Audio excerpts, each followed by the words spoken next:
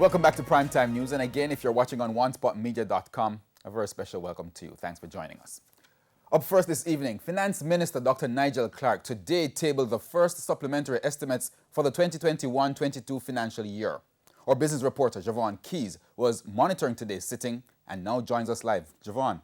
Thank you so much, Herman. So, for the first 4 months of the current fiscal year, that's April to July, the government made more money than initially projected, exceeding its target by $17.3 billion. The economy is also estimated to have grown by 12.9% for the first quarter. It's what has actually put the government in a position to construct this first supplementary estimate for the 2021-2022 fiscal year. Now, how much more money is the government planning to spend? $33 billion. This is to be financed by your money, that's government revenues and taxes. Now, of that $33 billion, recurrent non-debt expenditure, meaning money allocated for projects and programs, is set at $27.5 billion.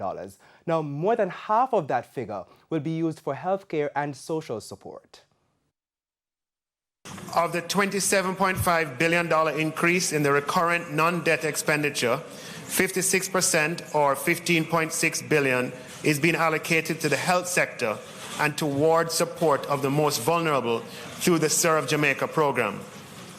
As such, the full year allocation to the Serve Jamaica program, which is a government social and economic recovery program that's designed to respond to the challenges posed by COVID-19 and to facilitate a timely recovery from the pandemic and its effects, will increase from $60 billion to $75.6 billion. $10.3 billion of the new allocation will go towards health. And it includes $1 billion to staff, administer and run 7 field hospitals across Jamaica, in addition to the quarantine facilities which are operational. $1.4 billion to provide COVID incentive payments for health workers in contact with COVID-19 risks. $731 million to increase manpower at regional health authorities and to settle outstanding gratuity payments.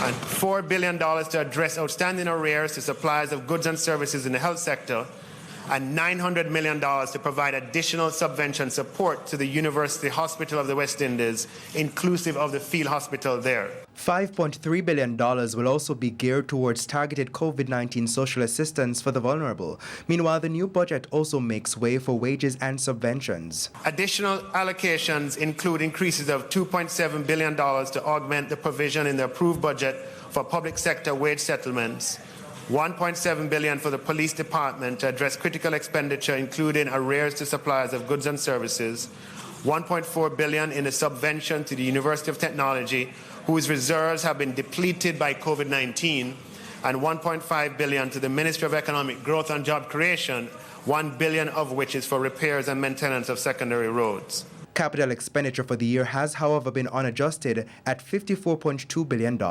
However, there have been reallocations within the capital budget due to implementation delays with some projects.